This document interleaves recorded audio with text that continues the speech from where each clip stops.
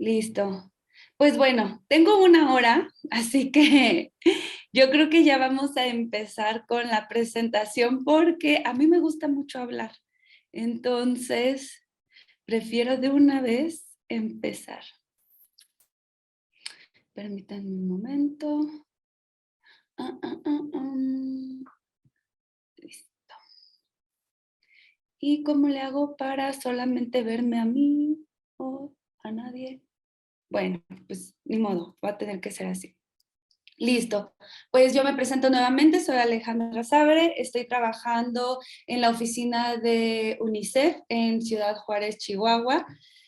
Y pues vamos a hablar un poquito como lo que les decía, ¿no? Estos conceptos que son básicos, un poquito retomar a los back to basic, que siempre es importante reforzar estos conocimientos que seguramente ya tenemos, pero que es necesario recordarlos siempre, sobre todo en el trabajo con niñez y con adolescencia. Cuando hablamos de un enfoque de derechos, ¿a qué nos estamos refiriendo?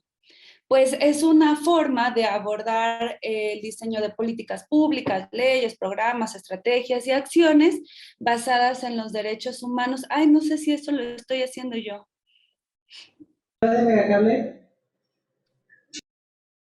Sí, lo estoy haciendo yo. Me sale que... Creo que no, Alejandra, no sé quién lo está haciendo. Creo que era Diana. Diana, no me estés rayando, Diana. por favor, mi diapositiva que estamos exponiendo.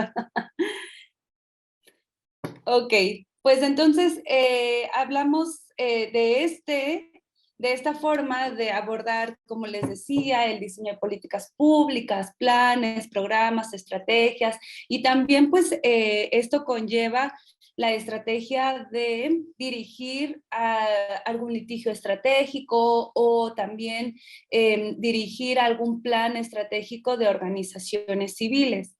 En este caso estamos hablando de los derechos de las personas menores de 18 años, de toda la niñez y la adolescencia, que estos mismos derechos son recogidos sobre todo en la Convención de los Derechos del Niño, que nació en 1989, y otros instrumentos internacionales y nacionales, que vamos ahorita a ver cuáles son estos instrumentos, ¿no? Entre muchos otros.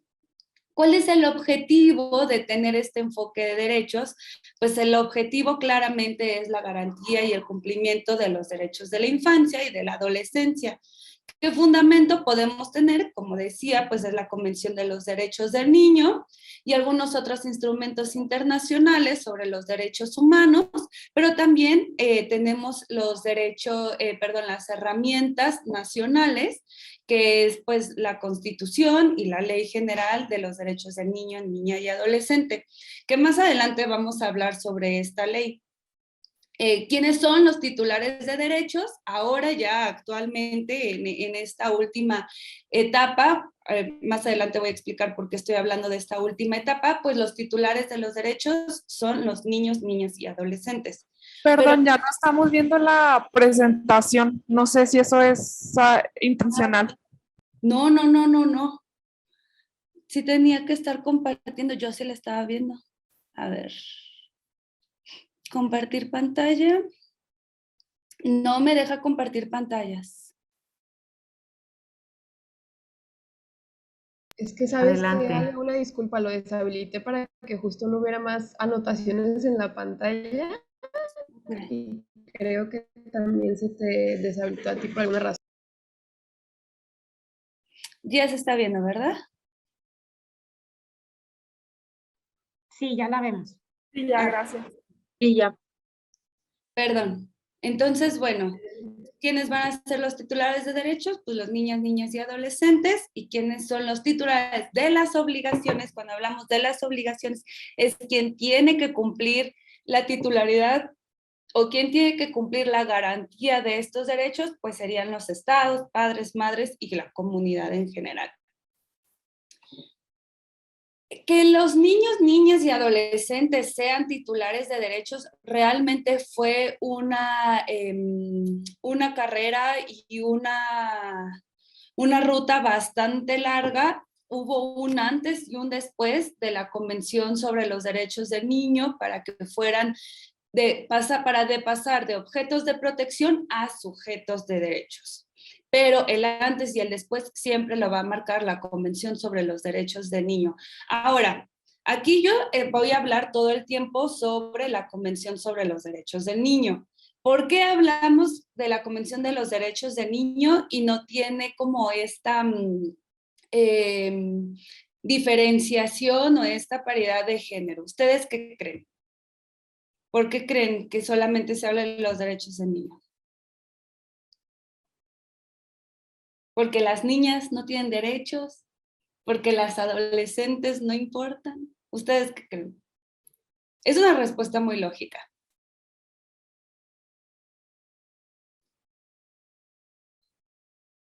¿Sí me estoy escuchando?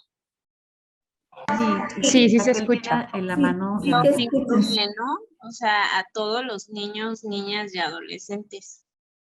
Exacto, pues cuando nació la Convención de los Derechos del Niño, que les estaba diciendo que era en 1989, pues todavía no se tenía como este enfoque de diferenciación de niñas, niños, adolescentes, los y las adolescentes. Entonces, pues solamente es el nombre, ¿no? Que no tiene como esta diferenciación de género, pero por el año en el que nació la convención, no tiene absolutamente nada que ver sobre la titularidad de derechos, ¿no? O sea, que nada más le corresponden a los niños y no a las niñas. Eso es importante mencionarlo porque me ha pasado que algunas veces doy esta capacitación y de verdad se los prometo que me han dicho como, bueno, pero ¿y las niñas dónde quedan? Y debe de haber algún capítulo o están en el reglamento o qué pasa. Entonces, bueno, no. Es solamente por el año en que nació la convención, que solamente se habla de los derechos del niño, pero claramente está dentro los derechos de las niñas y de las adolescentes. Ok, rapidísimamente vamos a hablar de las visiones y de las concepciones que se tiene de la infancia. Existen tres momentos importantes en estas visiones. El primer momento es pues antes del siglo XVII, en el que se habla de que la infancia no existe. Philip Aries nos menciona en su libro Historia del Niño y de la Familia que no existe una infancia diferenciada de los adultos. Podemos ver incluso en las pinturas, en la literatura, en la historia, que no había todavía una concepción de que existía la niñez, que los niños, niñas y adolescentes en realidad eran adultos pequeñitos, ¿no? Y lo podemos ver tanto en sus roles en la sociedad como en la vestimenta, y como digo, en los roles de la sociedad, porque pues desde los 10, 11 años ya les están preparando para que sean reyes o incluso ya son reyes o tienen algún puesto alto en la sociedad, o al contrario, ¿no? Ya se encuentran trabajando, ya son mano de obra importante para la familia. Sin embargo, después del siglo XVII también ya se habla que comienza a haber este descubrimiento de infancia. Uno de los principales autores que menciona ya esta diferenciación, de hecho, es Rousseau, y se habla que sí tienen esta característica distinta a los adultos, pero con una función ya de incapacidad. Es una concepción minorista, una doctrina de situación irregular, que más adelante lo vamos a ver, y que son ahora sí estos objetos de protección. Se habla de esta situación irregular cuando hay ya un reconocimiento sí de niñas y niños en las funciones por incapacidad y se ven como incompletos, incapaces, inacabados, ¿no? Que todavía pues son dependientes y son niños como, se toman a estos niños ya como un objeto, tienen esta postura objetivizante, porque también pasan a ser parte de la propiedad de padres, madres o de los tutores. Se crea aquí también pues esta concepción del adultocentrismo, que ya yo creo que hemos escuchado muchas veces esta concepción, que es este parámetro para comprender el mundo, ¿no? Desde mi visión como adulto, sin importar ya los traumas o las vivencias o la narrativa que yo haya tenido, que es muy diferente a la que está viviendo el niño, pero a partir de mi visión es como va a ser este parámetro para comprender el mundo. Existen estas relaciones jerárquicas desiguales y discrecionales, ¿no? Como menciono, de pues a partir de lo que yo vea, yo sienta y lo que yo creo que a ti te conviene, es como comienza a realizarse todas las políticas públicas y este es el enfoque de derechos que se tiene a partir de ahí. Bueno, no este es el enfoque de derechos, pero sí es como se llevan las políticas públicas y la vida en general de las niñas y de los niños y de los adolescentes. Y se tiene esta visión asistencialista, ¿no? Que se apoya a la niñez desde la buena voluntad, desde la caridad, y a partir de aquí nace el concepto de ser menor. Esto sí es importante que lo recalque, que lo mencione. Ya estamos en el 2022, ya no podemos decirles a las niñas, niños y adolescentes que son los menores. Eso quedó, como les digo, después del siglo XVII. Ya no se menciona que son menores, ¿no? Y eso es algo que lo tenemos ya muy, muy pegado en nuestro lenguaje de sí, el menor refirió, ¿no? ¿Cuántas veces lo hemos escuchado? O el menor, el derecho del menor, no. Yo entiendo que muchas veces es como una abreviatura para decir el menor de edad, pero al final lo que estamos perpetuando con el lenguaje, y eso es muy importante, cuidar el lenguaje, sobre todo cuando se trabaja con niños, niñas y adolescentes, lo que perpetuamos en el lenguaje al decir menor es que regresamos a esta concepción de situación irregular, a esta situación de jerarquías desiguales. Entonces, yo sí les invito que dejemos de un lado este concepto y que sí sea un trabajo de día a día. Y ya a finales del siglo XX, por fin la infancia tiene como una categoría distinta a los adultos, sí, un poco como lo que ya habíamos mencionado en la segunda etapa, pero ya con una función de sus potencialidades como personas en desarrollo, ya no como objetos de protección. Ya se tiene esta concepción de derechos, ya hay una doctrina de protección integral, es una protección integral en todos los ámbitos, no nada más como, no solamente como un objeto, sino ya como sujetos de derechos. Antes de pasar a esto, perdón, se me pasó este pequeño ejercicio, regresando a esta doctrina de situación irregular y como les decía que pues muchas y muchos crecimos escuchando esta parte del menor, esta educación adultocentrista. ¿Cuántas de nosotras y de nosotros no hemos escuchado este tipo de frases? Es mi hijo y por eso lo tuve. Y yo sé lo que te conviene.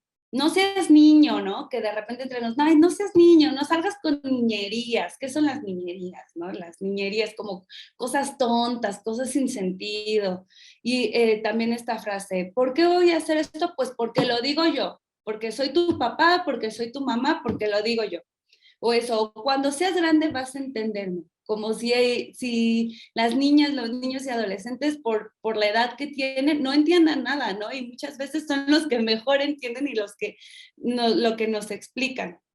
¿Quién más me podría dar otro tipo de frases que evidencian el pensamiento adultocentrista y esta situación de jerarquías? Como el tú qué vas a saber. Ajá, ¿tú qué vas a saber si eres un niño? Ajá, perfecto. ¿Qué otra frase creen? O que hemos escuchado que incluso crecimos, ¿no? Con esa frase. Estás muy pequeño para entender.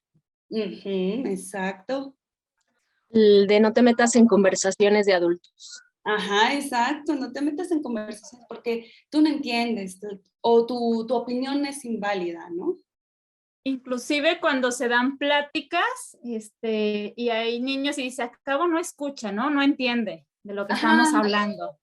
Sí, tú sigue hablando, él no entiende, no está poniendo atención. Exacto. ¿Otra más?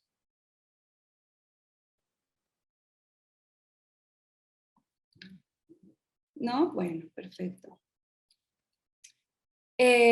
Ahora, como les decía, pues pasamos ya a esta concepción de una protección integral de los derechos de la infancia ya como sujetos de derechos. Las niñas y los niños ya son percibidos y definidos de una forma afirmativa y ya se piensa que son personas en desarrollo. En la anterior se hablaba que eran futuros ciudadanos, ¿no? Como que más adelante va a importar. Cuando tengan 18 años ya van a ser ciudadanos y ya vamos a las políticas públicas que se estén generando ya van a ser de su interés. Ya en esta última concepción, pues ya se habla que son personas en desarrollo y que desde primera infancia las políticas públicas tienen un peso y son sujetas de derechos, ¿no? Aunque tengan meses, aunque tengan 18, no importa. Las niñas y los niños son considerados, como les decía, sujetos de derechos, que son titulares y que existe esta autonomía progresiva. El reconocimiento del derecho ya tienen una protección especial, o sea, sí sabemos que existe una diferenciación, pero que va a ser una protección especial, no jerárquica o no a través de lo que nosotras pensamos, ¿no? Ya son ciudadanas, son ciudadanos y que son protagonistas del presente, ya pueden tomar decisiones, ya deben de ser escuchadas, incluso de las mismas políticas públicas, en los mismos programas que se están desarrollando, son protagonistas. Y esto va junto con que son personas que pueden opinar, participar y ser tomadas en cuenta en todas las cuestiones que les afectan. Y la obligación del Estado y de la familia y de la comunidad, como decía desde el inicio, pues es el cumplimiento de los derechos de las niñas, niños y adolescentes. Pero siempre desde la visión de la niña, niño y adolescente, y por eso nace también el interés superior de la niñez o de la infancia. Aquí es un pequeño ejercicio, vamos a hacerlo muy rápido. Aquí me gustaría hablar un poquito de cuál es el enfoque tutelar, el que mencionábamos en la segunda etapa, y cuál podría ser el enfoque de derechos. Un enfoque titular, pues, es esta frase que hemos escuchado muchas veces, ¿no? Los adolescentes son delincuentes. ¿Cuál creen que sea un contraargumento con enfoque de derechos?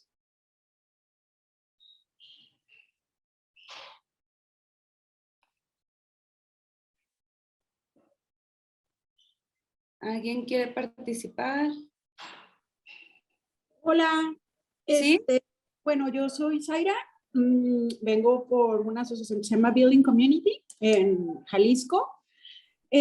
Pues no sé si esto que pueda decir puede aportar algo, pero tal vez sería como adolescentes con ciertas necesidades que no han sido cubiertas por su comunidad, adolescentes en conflicto con la ley, lo he escuchado, no sé si eso pudiera ser también otra forma de llamarles, siendo más respetuosas con su situación, no sé.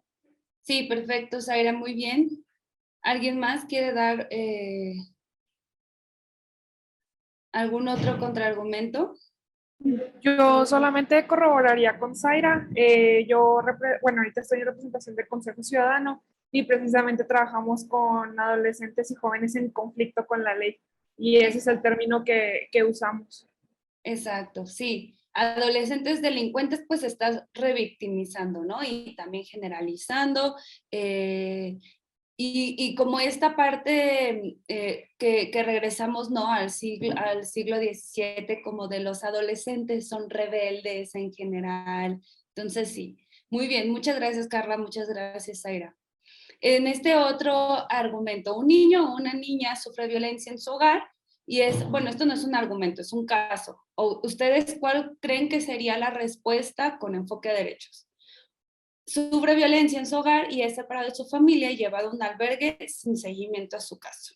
Aquí hay dos cosas que me gustaría destacar y que espero, a ver, estoy viendo en la pantalla a Alfredo, entonces le va a tocar a él contestar esto. ¿Cuál sería el mejor caso con un enfoque de derechos? En este punto. Alfredo. Perdón, Sí. me distraje. ¿Cuál es la pregunta? Ajá. Bueno, yo Caso nada más es- quería comentar en lo anterior, lo que quería decir era, y tú ya lo dijiste, o sea, se hacen generalizaciones, o se pone Exacto. un estigma, es decir, todos los adolescentes son conflictivos, todos, o sea, es decir, es como decir, entonces todos los adultos son corruptos o todos los adultos son malos. Era lo que yo quería comentar. Sí, muchas gracias, Alfredo. Pues mira, en este caso es un niño o una niña que sufre violencia en su hogar, es separado de su familia y es llevado a un albergue sin seguimiento a su casa. Y ¿Qué además, podríamos? Ajá. perdón, no, y bueno, ya que me haces la pregunta, esto tiene que ver con un derecho, ahorita no recuerdo el número, pero tiene que ver, todo niño tiene derecho a una vida, orientación de los padres y perdón, ahorita no recuerdo los artículos, pero sí me queda claro que va en contra de la Convención de los Derechos del Niño. Claro, aquí vemos pues que se está primero institucionalizando como primera opción a la niña, niño, que ese siempre va a ser la última opción. La institucionalización siempre va a ser la última opción. Siempre debe de prevalecer la unidad familiar, ¿no? Si es separado de su hogar, bueno, porque si es separado de su hogar porque está sufriendo violencia familiar, pues, ¿qué se puede hacer? A lo mejor encontrar alguna otra familiar o persona de confianza con quien pueda vivir. Y aparte aquí dice, sin seguimiento a su caso, ¿no? Eso es importante también, como menciona Alfredo, que debe tener algún tipo de representación. Los centros de asistencia social son de puertas cerradas para proteger a los niños y a las niñas. ¿Qué piensan de eso? Porque este es un enfoque tutelar, ¿no? Como los encerramos aquí y aquí van a vivir la mayoría de su vida porque les estamos protegiendo. O al menos hasta los 18 años porque les estamos protegiendo. ¿Cuál sería un contraargumento? ¿Alguien que quiera participar?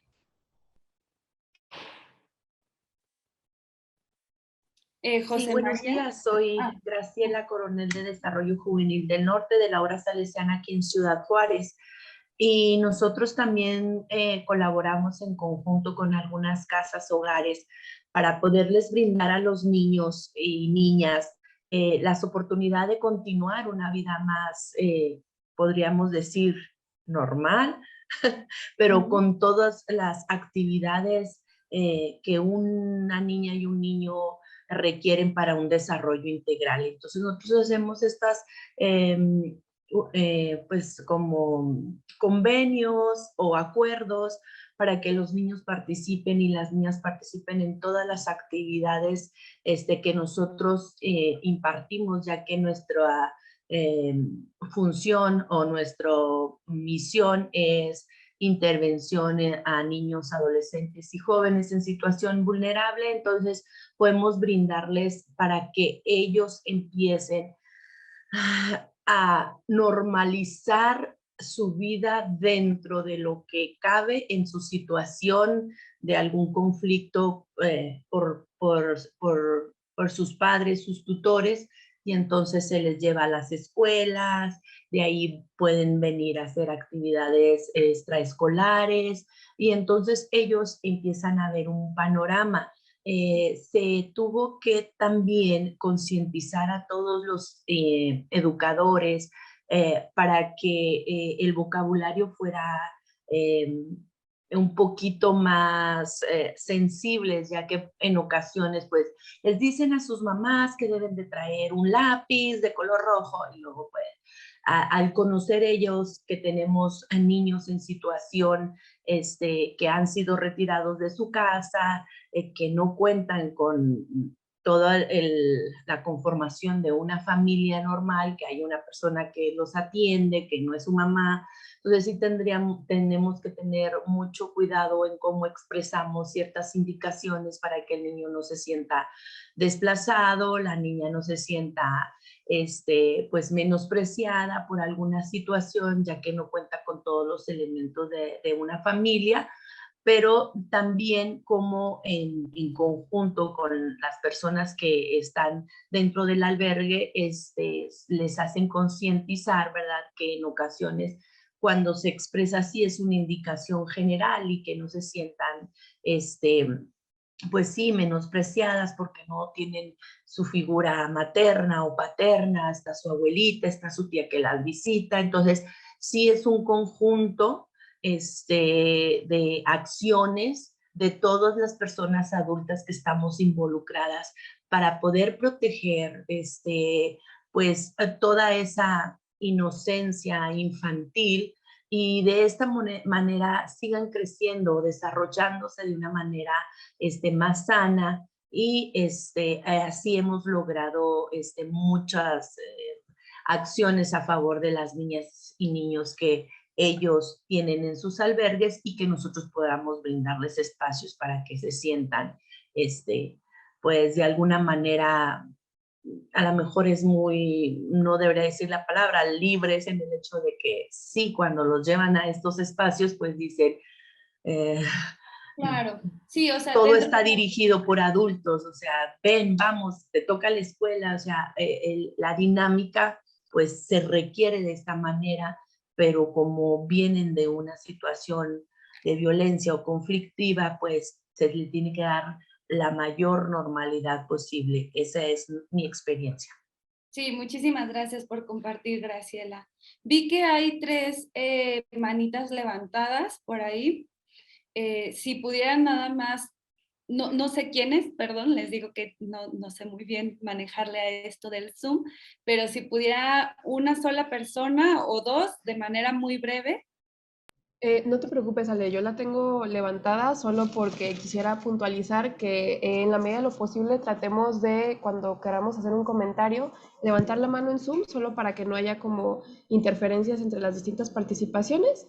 Y pues ya solo sería cederle la palabra primero a José María y después a Gerardo, que creo que sí tienen unos comentarios. Gracias. Gracias, Aranza.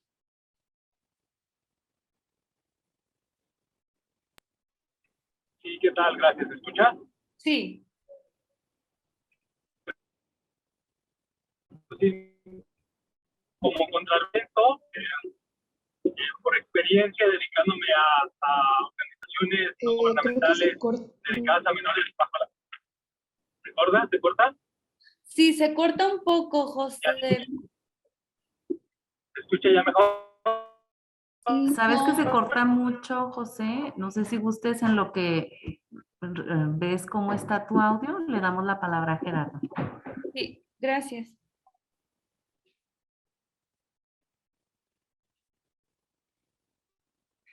Sí, Gerardo. Hola, buenos días. La pregunta es para Alejandra.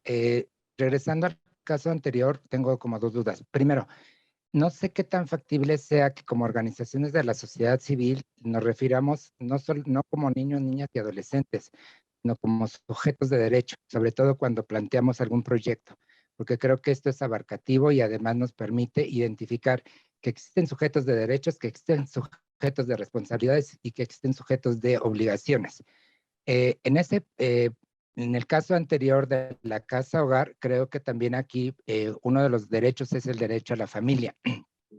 Entonces, justamente creo que aquí tendríamos que intervenir en el sujeto de responsabilidades, ¿no? El Estado debiera garantizar la búsqueda de esa persona que pudiese hacerse responsable del niño o niña o el sujeto de derechos.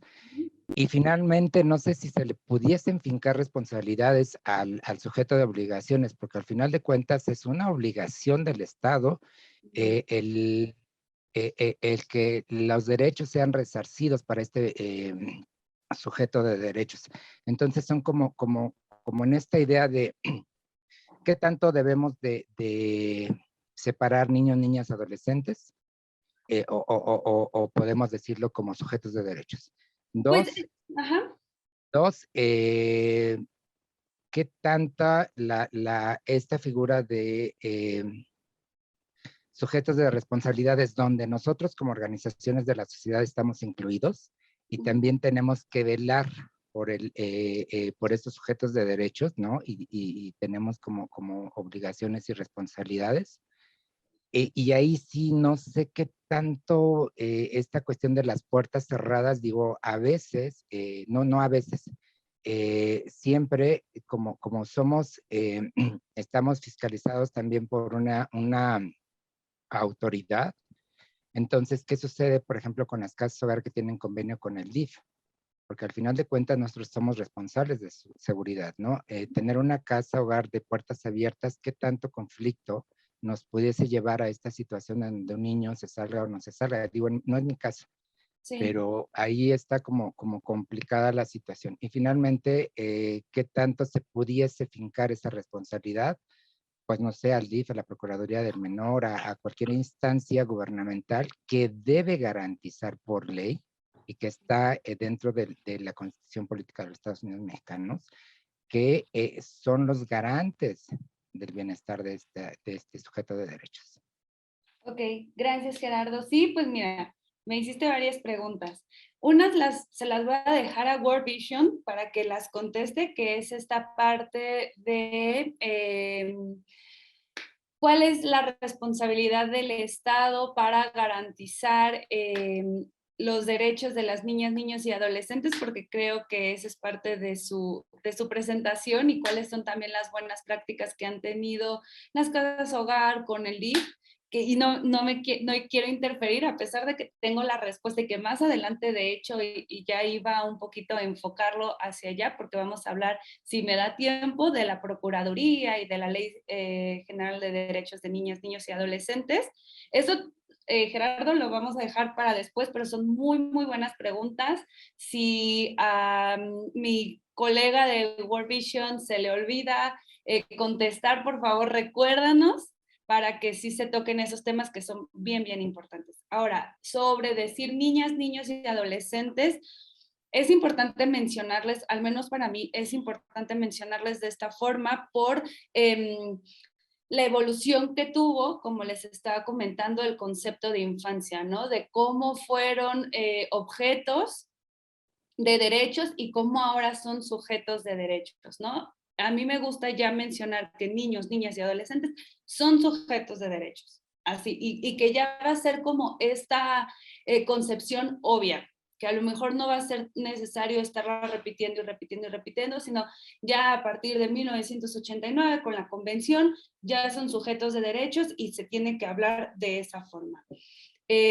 Ahora, si solamente decimos, no sé si lo preguntabas, por ejemplo, en el acta constitutiva de su organización, que mencionen, no sé, que van a garantizar los derechos de las personas de interés o de los sujetos de derechos, no sé si sea necesario, ¿no? O sea, creo que sí podría mencionarse que son niñas, niños y adolescentes, ya obviando que son sujetos de derechos.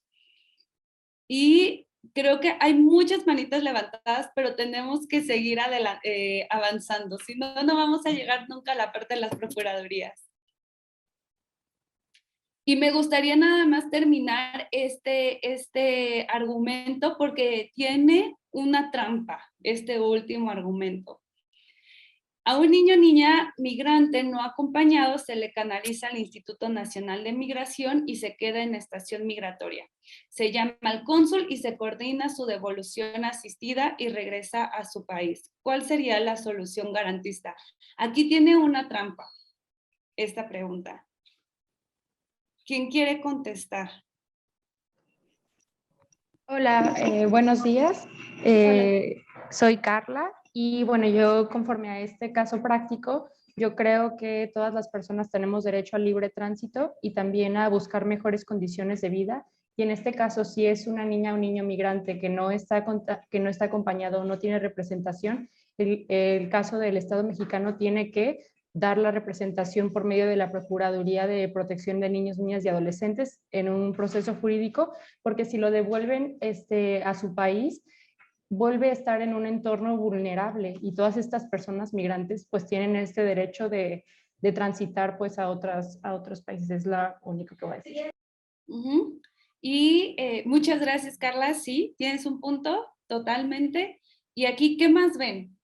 Hubo una reforma el año pasado, esta es la pista que les doy. ¿Puedo? ¿Sí? Sí. Hola, buenos días. Soy Erika Mendoza de Transforma en Chihuahua.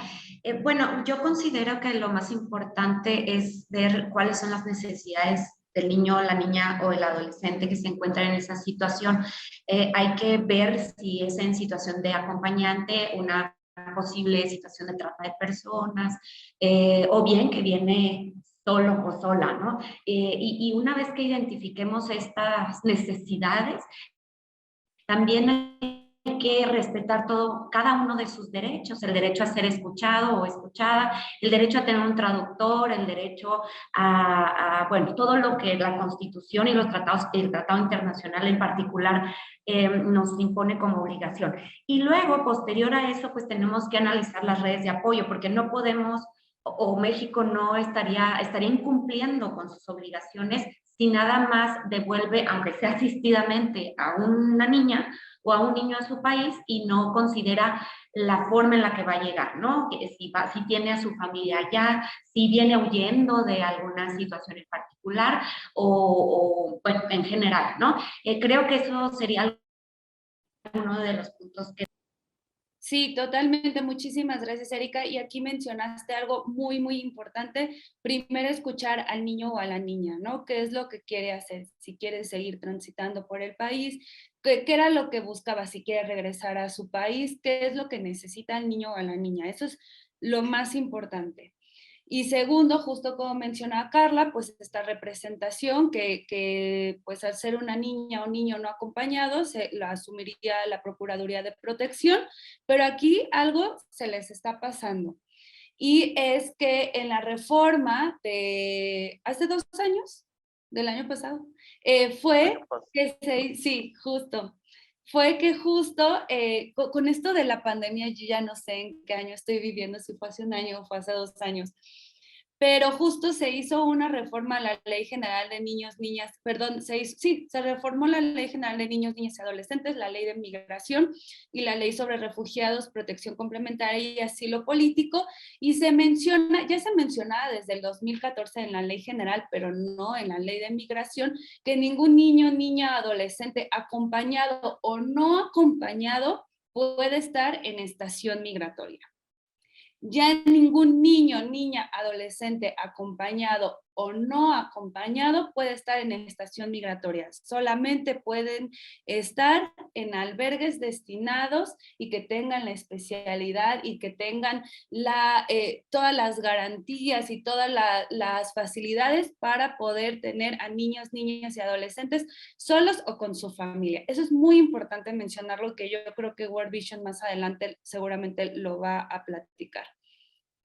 Y ya después, si nos quieren invitar para platicar sobre estas reformas que hubo de ley, porque es toda una exposición también de 1 o 2 horas también, por favor tomen en cuenta a UNICEF, que claro que nos encanta platicar de todos esos cambios.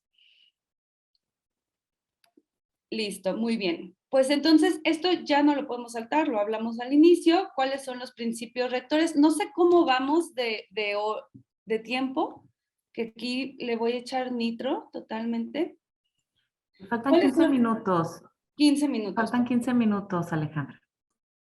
¿Cuáles son los principios rectores que tenemos en todo este enfoque de derechos? Pues los principios rectores siempre van a ser estos, ¿no? La no discriminación, la supervivencia y desarrollo, la participación y la autonomía progresiva, como lo habíamos hablado, y que esto nos va a llevar al gran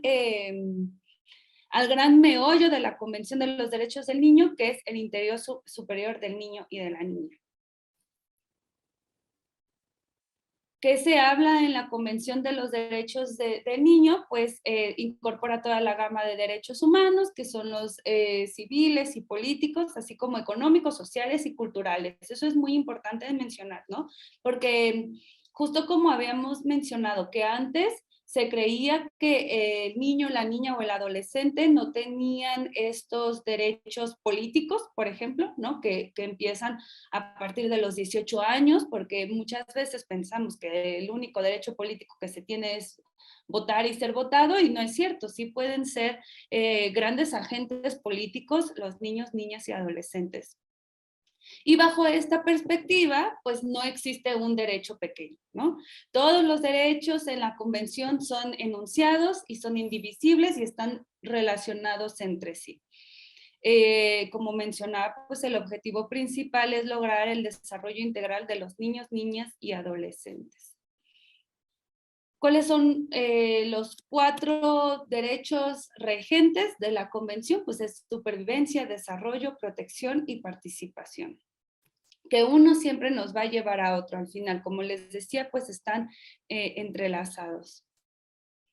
Muchas veces cuando hablo de la Convención de Niños, Niñas, la Convención del Niño, me preguntan como, pues sí, nos estás hablando de derecho internacional, pues es una convención que está como en la estratosfera, ¿no? Muchas veces no alcanzamos a entender cómo es que los tratados y las convenciones pues pueden verse reflejados en las herramientas jurídicas nacionales. Y pues aquí es muy importante recordar primero la reforma que hubo en el 2011, en materia de derechos humanos, que todas las herramientas nacionales e internacionales que estén en favor de los derechos humanos, pues van a ser vinculantes en territorio mexicano. Y en específico, la convención es de carácter obligatorio, es completamente vinculante.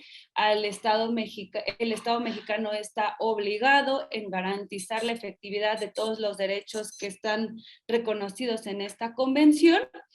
Y el Estado tiene, al ratificar la convención, tiene 4 obligaciones importantísimas. La primera, observar sus disposiciones. ¿Qué tenemos, no? ¿Cuáles son las herramientas nacionales que tenemos? Recordemos que nació la Ley General de Derechos de Niñas, Niños y Adolescentes en el 2014. Asegurar su aplicación, a que todo niño es sujeto a esta jurisdicción, promover las medidas para garantizar su cumplimiento y adecuar las disposiciones de su legislación interna. Este último punto, pues lo podemos incluso ver reflejado en la reforma que les estaba mencionando hace algunos minutos, ¿no? En la reforma que hubo en la Ley de Migración, en la Ley sobre Refugiados y en la Ley General.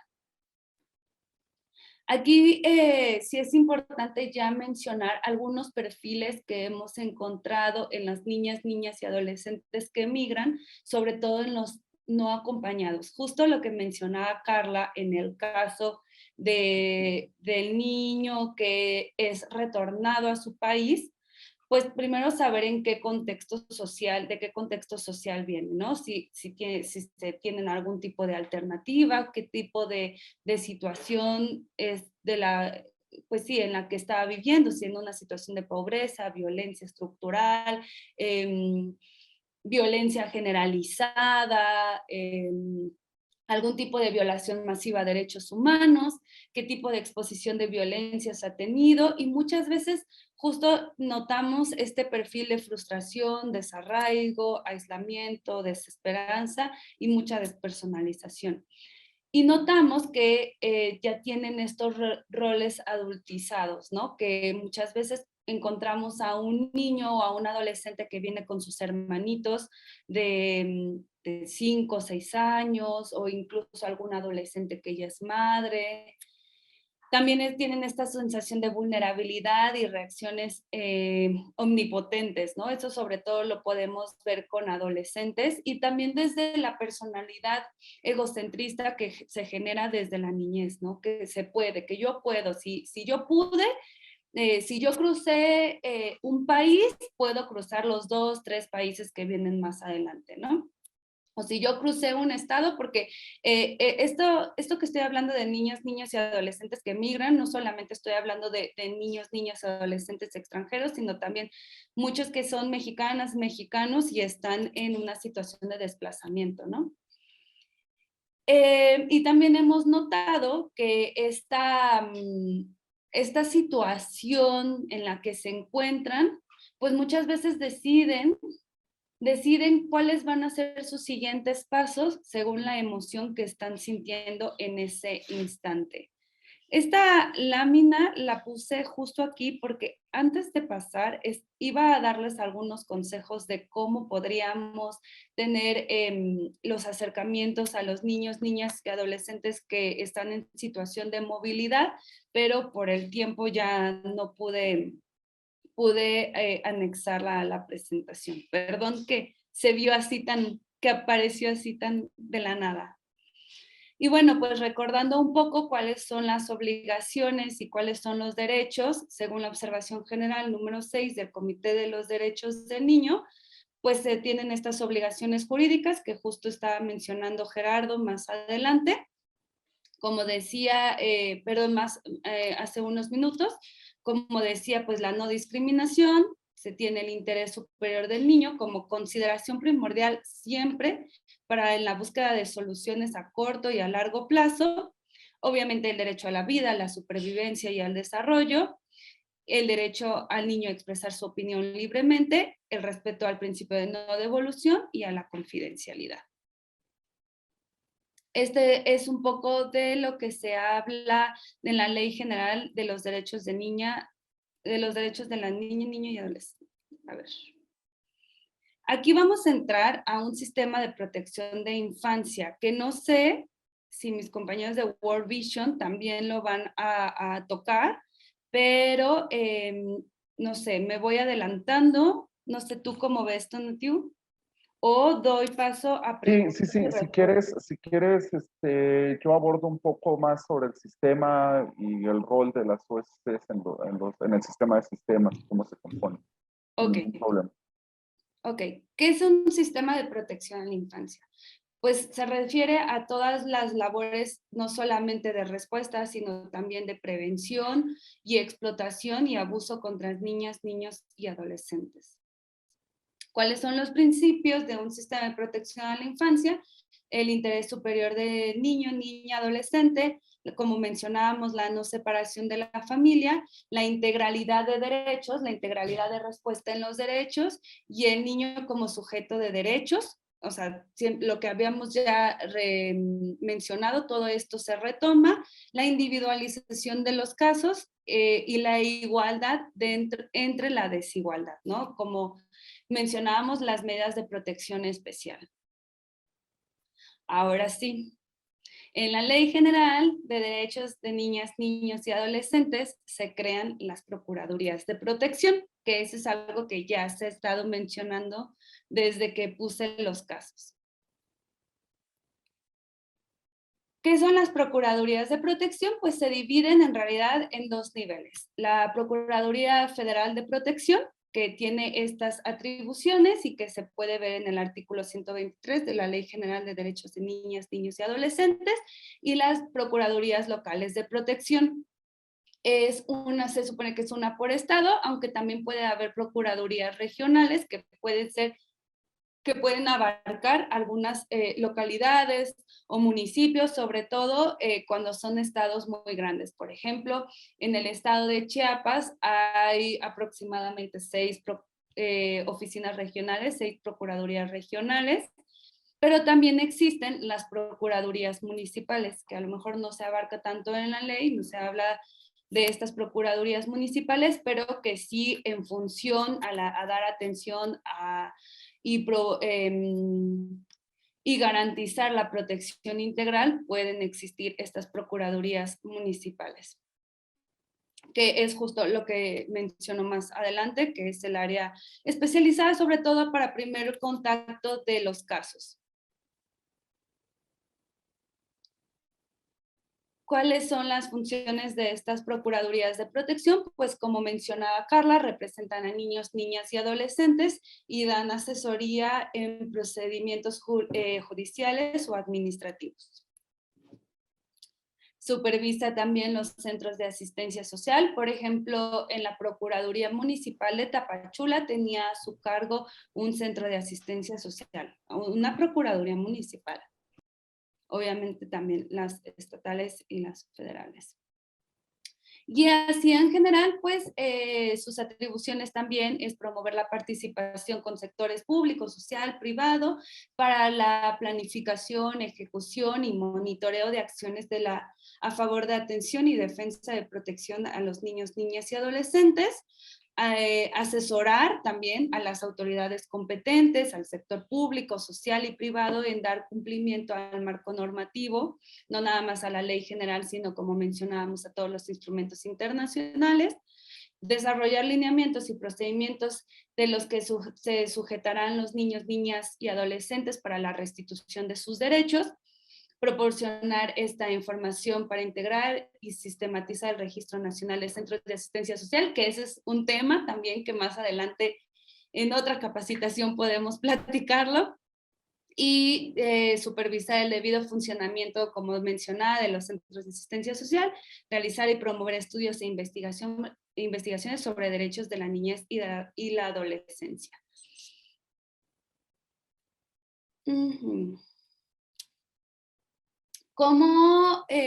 ¿Cuál es el trabajo fundamental, aparte de las atribuciones que ya estaba mencionando aquí atrás? Ay, me perdí. Me regresa mucho.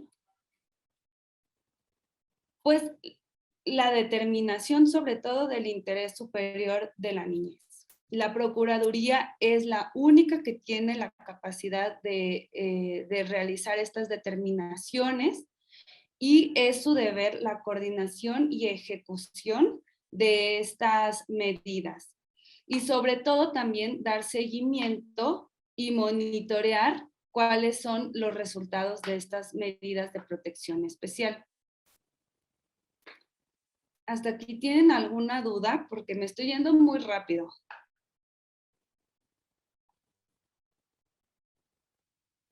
No veo sus manitas. Creo que parece que no hay ninguna duda por ahora, Alejandra. Muy bien. Perdón, no pude levantar la manita, pero tengo una pregunta. Sí.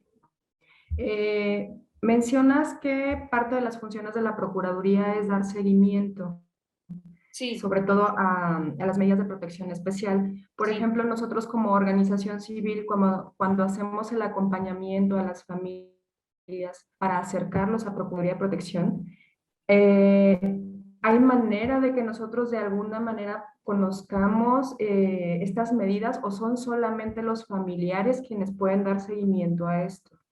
No, esa es una muy buena pregunta, Yasmín. Según la Ley General de Derechos de Niñas, Niños y Adolescentes, y que muy probablemente lo van a tocar más adelante mis compañeros de World Vision, se menciona que hay 3 tipos de representación: la representación originaria, la representación coadyuvante y la representación en suplencia. Muchas veces las organizaciones, si tienen esta expertise de acompañamiento a niñas, niños y adolescentes, y que puedan demostrar que cuentan con esta expertise, la Procuraduría puede otorgarles una representación en coadyuvancia en algunos casos que cuenten con una gran vulnerabilidad. Eso sí, también más adelante yo creo que podríamos platicar a lo mejor en otra capacitación cuáles son estas 3 representaciones y qué es lo que pueden hacer también las organizaciones. Pero sí, pueden tener esta representación.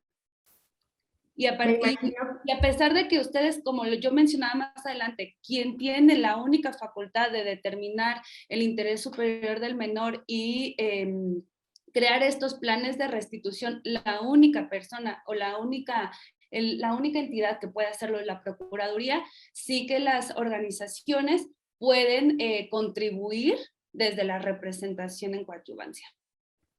Y una última pregunta. Mencionas entonces que se debe de comprobar esta experiencia. ¿Hay algo que las organizaciones pueden hacer para comprobar esta experiencia?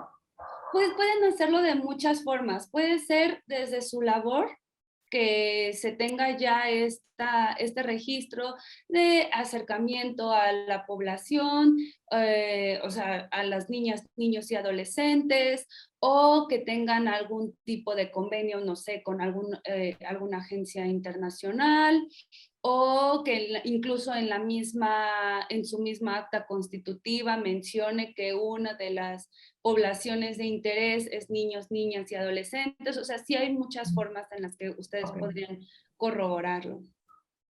Perfecto, muchas gracias. Aquí veo que hay algo en el chat. ¿Qué pasa cuando la Procuraduría no quiere asistir a un niño, niña, adolescente? Les recuerdo que algunas veces no sé muy bien leer estos chats, entonces si tienen estas dudas, por favor, interrúmpanme. ¿Qué pasa? Pues incurren en una responsabilidad. Incurren en responsabilidad, podrían ser denunciadas, podrían iniciar una queja en el órgano interno de control, etcétera. Pero sí. Bueno, ¿cuáles son otras atribuciones? Pues denunciar al Ministerio Público cuando sepan que hubo alguna comisión de delito, que la niña, niño, adolescente pues es una víctima de algún probable delito, y solicitar estas medidas de urgentes de protección especial, como había mencionado. No sé qué pasa. A ver.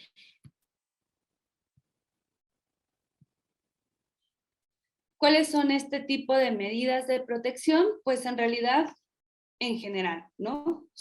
Pueden ser de cualquier tipo: salud, una administración de justicia, procuración de justicia, deporte, asistencia social, lo que ustedes imaginen, ese es el tipo de medida de protección que puede emitir una procuraduría.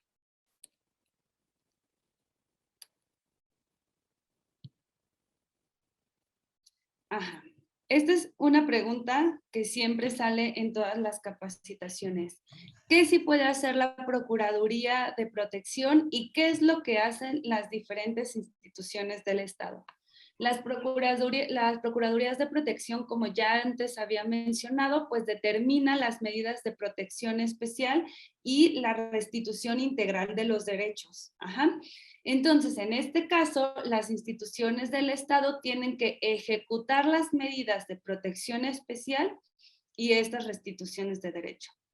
La Procuraduría como tal no presta servicios directos, excepto la representación en suplencia y en coadyuvancia. No, aquí estoy, si se dan cuenta, estoy dejando de lado la representación originaria, pero es porque después podemos tener una capacitación de cuáles son estas tres representaciones. ¿Qué hacen las instituciones del Estado? Pues presta estos servicios directos a los casos atendidos.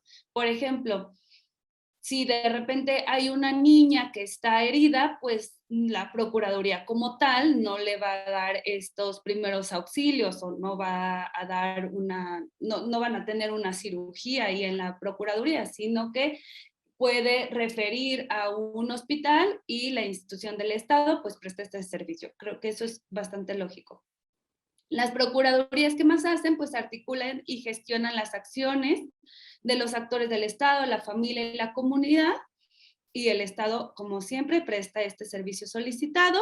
También la Procuraduría coordina las medidas de protección especial y la restitución integral, se conecta con cada una de las instituciones del Estado y da seguimiento hasta que todos los derechos estén garantizados y restituidos. Y las instituciones del Estado tienen como carácter obligatorio informar estos resultados. Esta es un poco la ruta de protección que se marca en el artículo 123 de la Ley General de los Derechos de Niñas, Niños y Adolescentes. El primer punto y el más importante pues es el detectar y el recibir los casos, ¿no? Por parte de la Procuraduría, acercarse para diagnosticar generalmente desde la coordinación de equipos multidisciplinarios que son psicólogas, abogadas y trabajadoras sociales, diagnostican los casos, determinan las restricciones y cuáles son las vulnerabilidades, crean un plan de restitución y coordinan su cumplimiento y, como decía, dan seguimiento al plan. Sí, están levantando la mano y creo que es porque ya me pasé de tiempo, ¿verdad? Dice Alma que sí. Me imaginé. Y pues bueno, creo que hasta aquí le podría dejar porque mi colega de World Vision va a dar seguimiento a todo esto. ¿Puedo responder una pregunta? Porque creo que por ahí levantaron. Claro que sí, Ale, adelante Irma, por favor, con tu pregunta. Hola, muy buenos días, tardes ya. Mi pregunta es, hablamos ahorita de los lugares que reciben a los niños, niñas y adolescentes. Estaba interesada en saber si aquí en Ciudad Juárez contamos con lugares que estén, ahora sí que certificados, calificados para atender este tipo de casos, porque nos hemos encontrado lugares donde en lugar de proteger los derechos, vulneran los derechos de los niños, ¿verdad? Entonces, me interesa esa parte. Sí, pues aquí en el estado, bueno, en Ciudad Juárez, tengo entendido que por parte del estado hay 5 albergues para niños, niñas, adolescentes no acompañados. Sí, 3 o 4, perdón. Y para familias hay más, pero sigo, o sea, hay muchísimos aquí y honestamente acabo de llegar hace 2 semanas, pero sin problema les puedo compartir una lista de todos los albergues, tanto de sociedad civil como del estado, donde sí pueden recibir este tipo de casos. Bien, porque a veces se ven rebasados con la problemática y no cuentan con el personal calificado, ¿verdad? Para atender este tipo de situaciones que el niño necesita ese acompañamiento, ¿verdad? Esa asistencia. Sí, muchas gracias. Gracias. Gracias, Irma. Bueno, esta era la última pregunta que podíamos dar respuesta. Si gustan, hacemos uso del chat para poder expresar alguna duda, algún comentario y estaríamos muy pendientes de hacérselas llegar a las y los ponentes.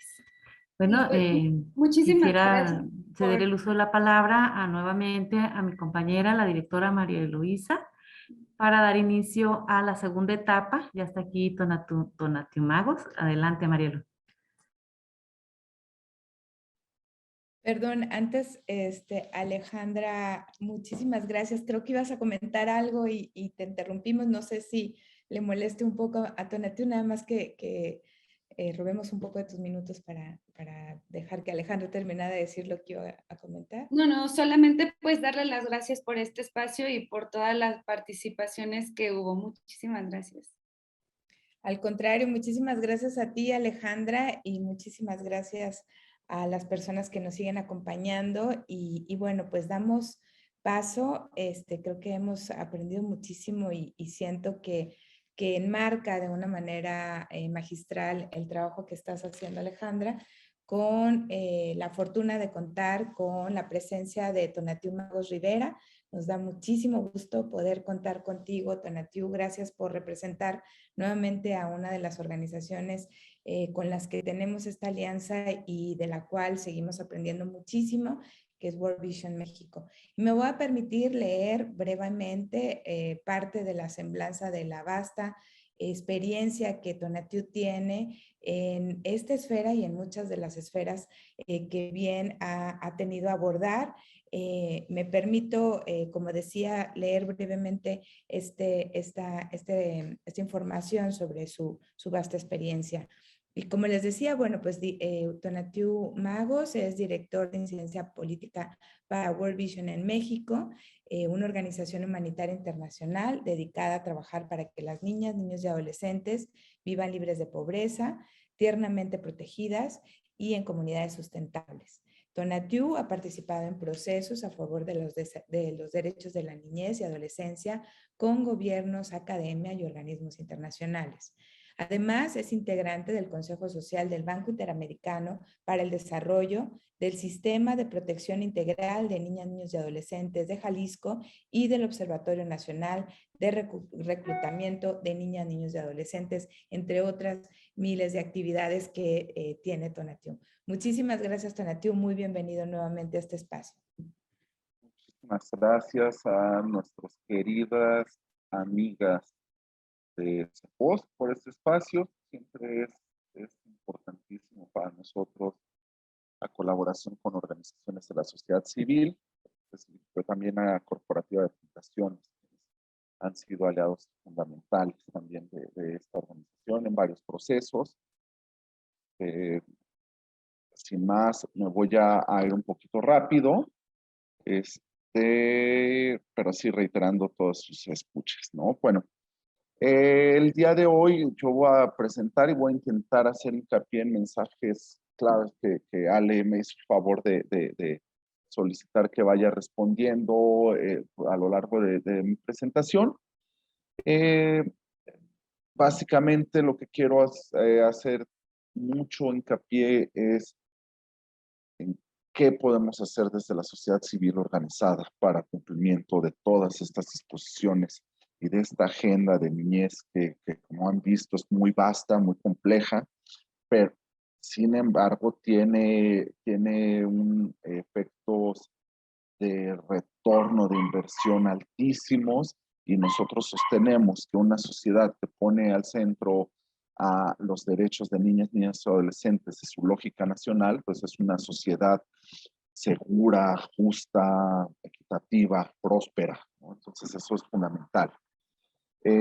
Tristemente, la situación de la violencia en nuestro país está muy distante de estar en el centro de la lógica nacional, ¿no? Basta dar un recorrido por las citas del Secretariado Ejecutivo del Sistema Nacional de Atención a Víctimas, del Sistema Nacional de Seguridad Pública, para darnos cuenta que cada día se están asesinando a 7 niñas, niños o adolescentes en este país.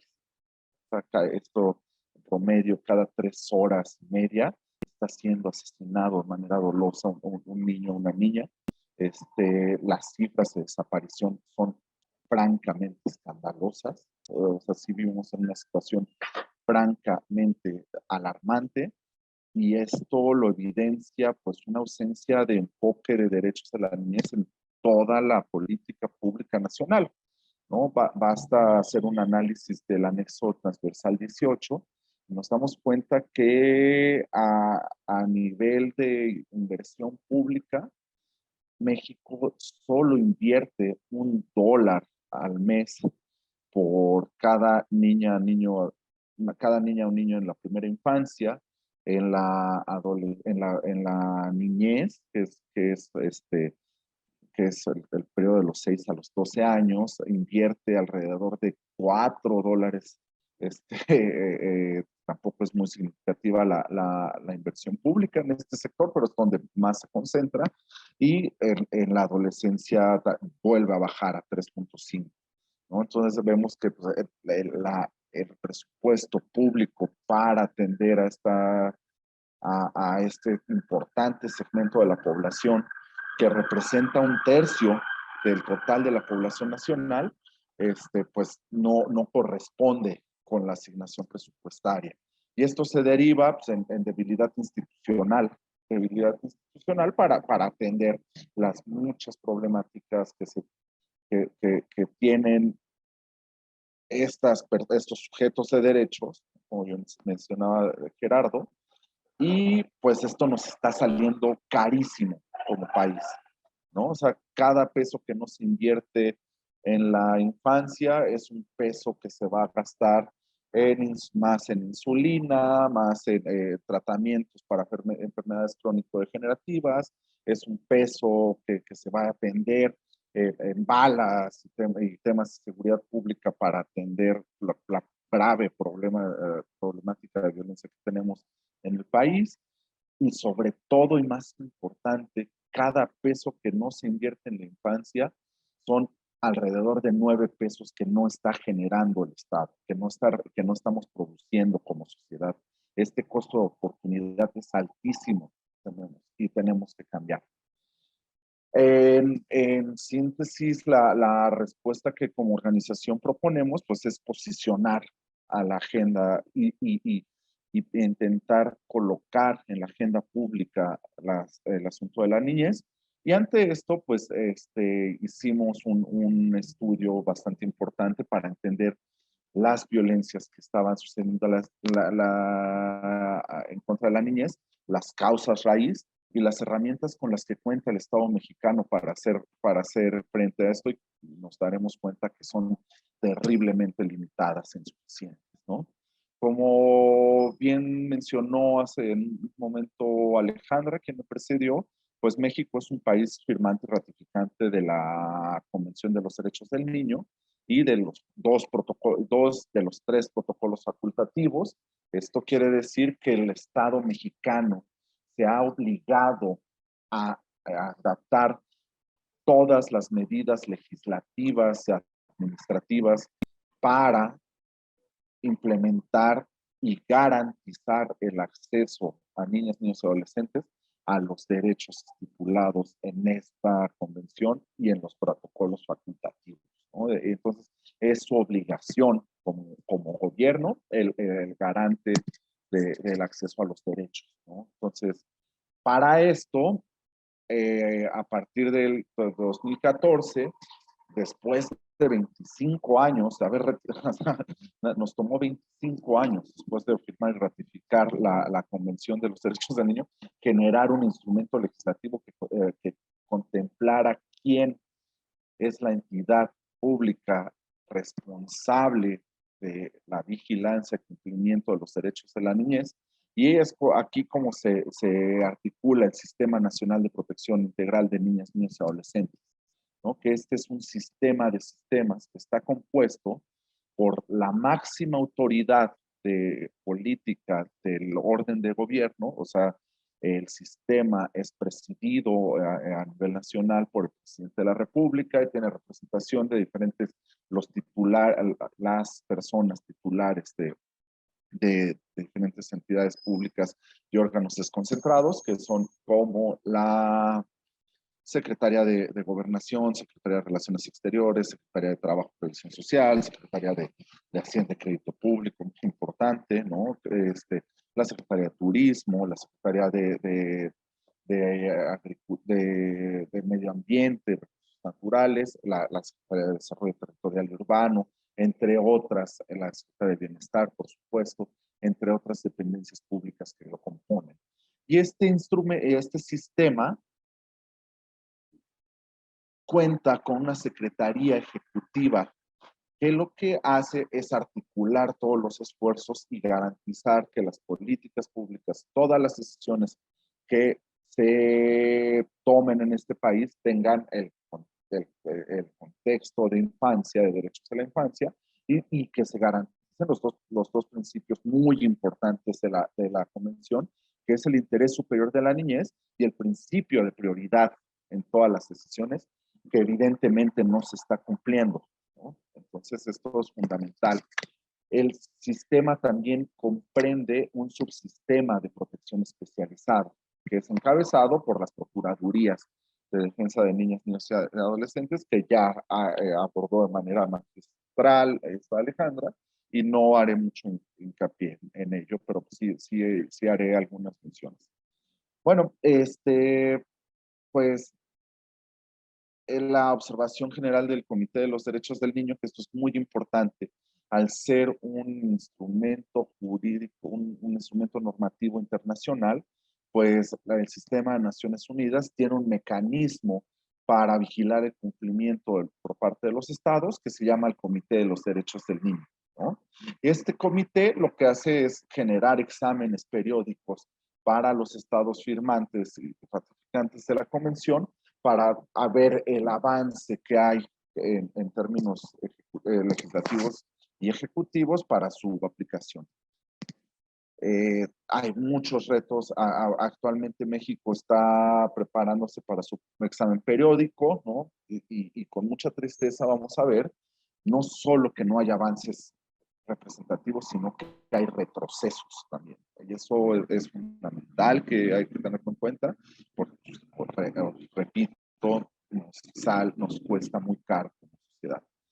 El Comité de los Derechos del Niño también emite recomendaciones y observaciones generales, ¿no? Y entonces hace estas observaciones generales, recomendaciones a los estados parte, que le permitirán a los estados a acelerar el cumplimiento de la Convención de los Derechos de Niños y Adolescentes. Y aquí voy a hacer hincapié en la 13ª recomendación observación general, ¿no? El derecho del niño y niña, ¿no? a no ser objeto de ninguna forma de violencia. En dicha observación se enumera los tipos de violencia que pueden afectar la integridad tanto física como psicológica, social, ¿no?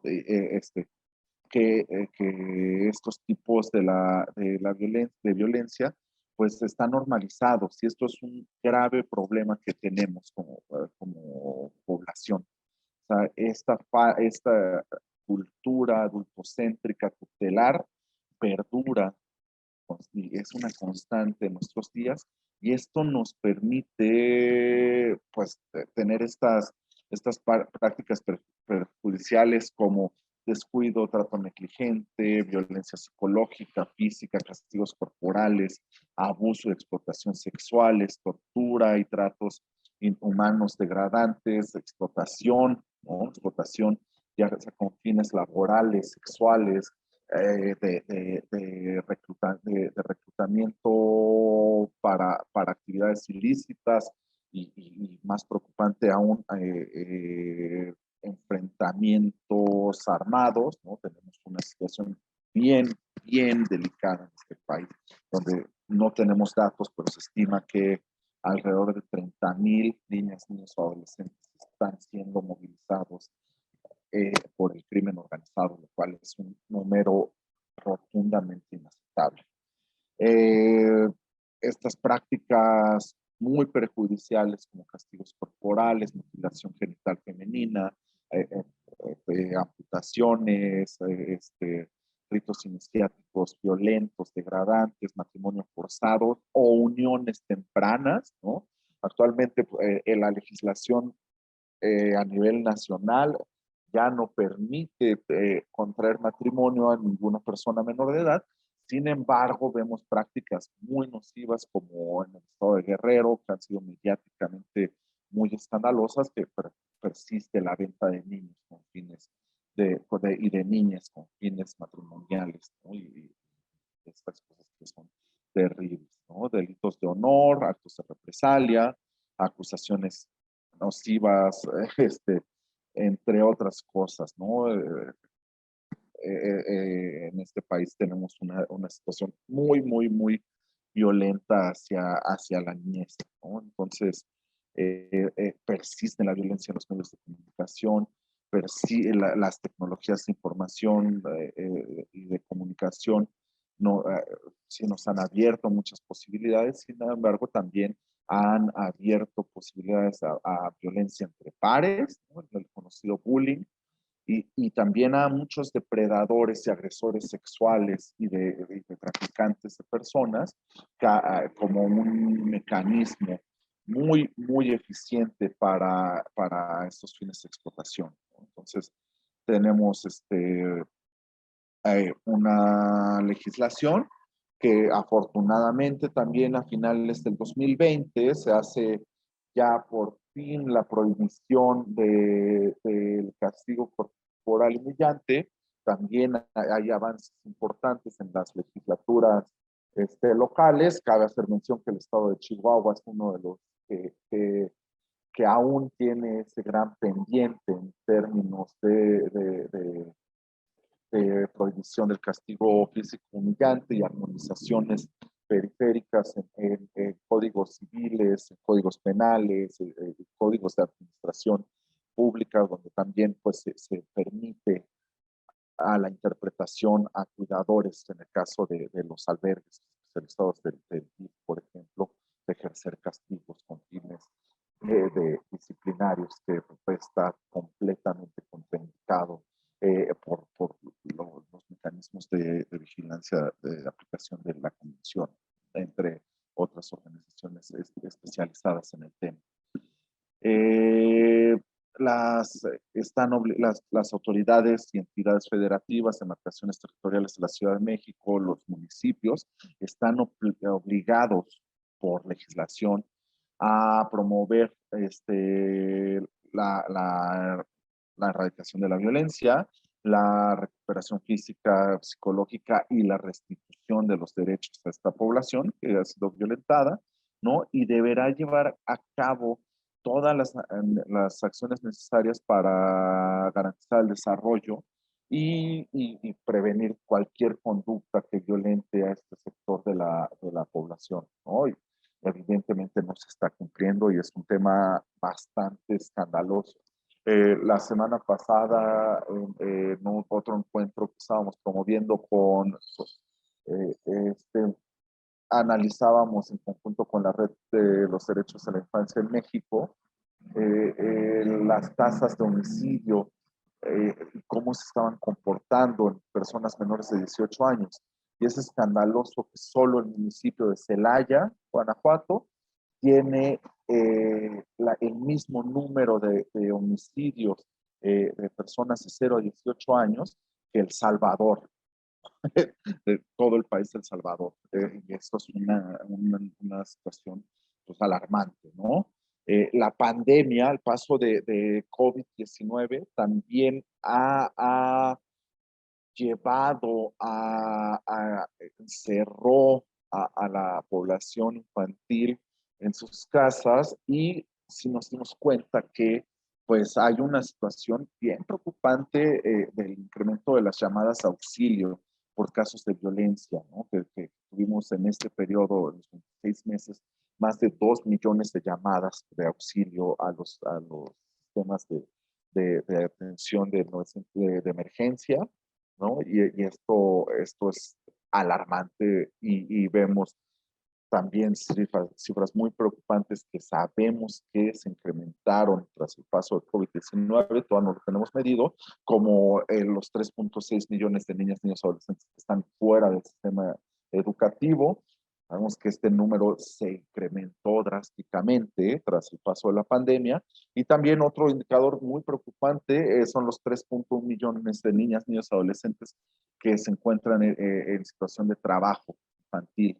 Y esto también pues corta de tajo la capacidad de niñas, niños y adolescentes de ejercer sus derechos en plenitud, y esto tiene implicaciones muy graves sobre el desarrollo de la nación. O sea, un niño que está trabajando, que no tiene acceso a una alimentación, a una salud, a una educación adecuada, estamos cortando la capacidad de ser el próximo premio Nobel de Economía, el premio Nobel de Física, o del premio, o sea, cada vez que estamos limitando el acceso a sus derechos a un niño, una niña, un adolescente, estamos limitando el progreso de nuestra sociedad. Y eso es escandaloso, que solo el 10% de la población, de este segmento de la población, tenga plenamente el acceso a sus derechos. Esto es inaceptable, ¿no? Estamos perdiendo el 90% de nuestras posibilidades de desarrollo como sociedad. En este informe nacional que redactamos, ¿no?, y que presentamos el mes de marzo, pues es una iniciativa donde pretendemos posicionar la problemática tan grave que enfrenta la niñez en este país y sobre todo las capacidades del Estado mexicano para atenderlas, ¿no?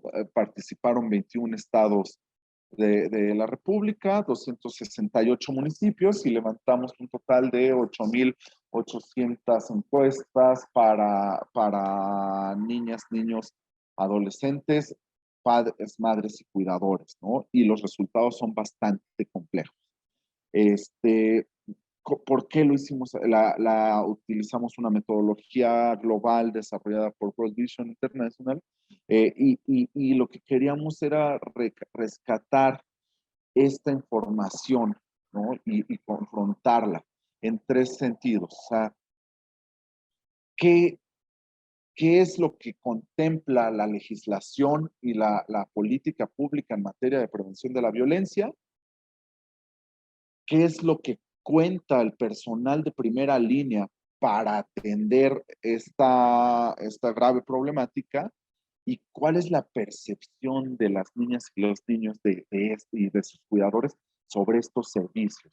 Y también algo muy importante, cuáles son las creencias y percepciones de padres, madres, cuidadores de niñas, niños y adolescentes sobre los tipos de violencia para ver qué tan normalizada estaba.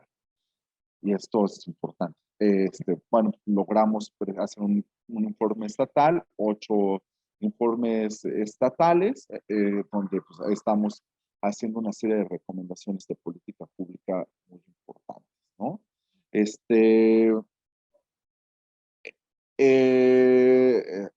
lo voy a saltar, ¿no? Porque tuvimos primero el estudio de gabinete sobre las prevalencias, con fuentes secundarias sobre prevalencias y la legislación, cómo se encontraba a nivel nacional y en estos 21 estados.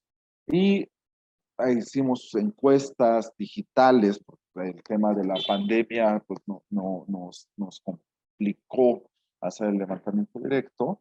Y también realizamos grupo, una serie de grupos focales con estas autoridades y con con madres, padres, cuidadores y con niñas y niños en estos 286 municipios. O sea, fue un esfuerzo titánico por parte del equipo de World Vision para llegar a estos datos, ¿no? El estudio del gabinete analizaba estos 7 indicadores de política pública, ¿no? Y de prevalencia, donde veíamos la tasa de homicidios, la tasa de agresiones sexuales, trabajo infantil, de desapariciones, entre otras, ¿no? La política en el marco normativo y legal para poner fin a la violencia en contra de la niñez, la política nacional para prevenir la violencia en contra de la niñez, ¿no? La política para generar información y rendición de cuentas sobre estas acciones, ¿no? La política de respuesta a nivel nacional, qué tanto recurso público se destina a esto, la información que se genera, los mecanismos de rendición de cuentas y las actuaciones políticas para el cambio de actitud y comportamiento para erradicar esta violencia, ¿no? Voy a saltar los 9 hallazgos principales, ¿no? Pues el primero, muy importante, es que las niñas, niños y adolescentes, sobre todo mujeres y niñas, encuentran en el hogar como el principal sitio de violencia. Y esto es alarmante, para que las niñas y las mujeres encuentren el núcleo del hogar como el espacio más inseguro para ellas.